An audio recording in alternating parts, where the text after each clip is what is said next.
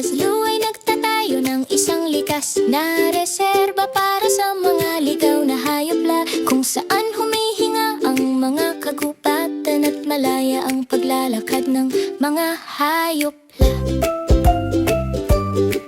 Isang pangarap ng pangangalaga, isang pangakong panatilihin beses, kalikasan at pagkatuto magkatabi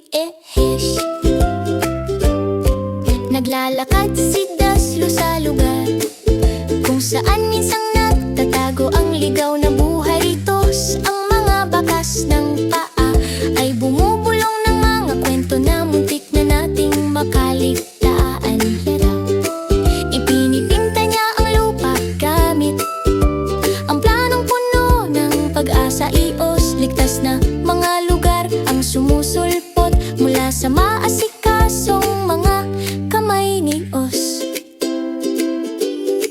Pangalagaan ang ligaw, hayaang lumago ng malakas ang lunti ang kapaligiran. Bari bawat maliit na hakbang ay nagpapanatili ng buhay. Sosa mula sa mga pangarap hanggang sa mga plano na iintindihan natin. Os, ang reserbang ito ay itinatayo ng isang mapagkalingang kamayhod. Ang mga puno ay sumusugat kung saan lumalaki ang mga silungan misay.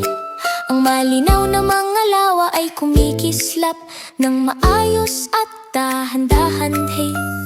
Ang mga tahimik na pantalan ay tumataas mataas ngunit maayos.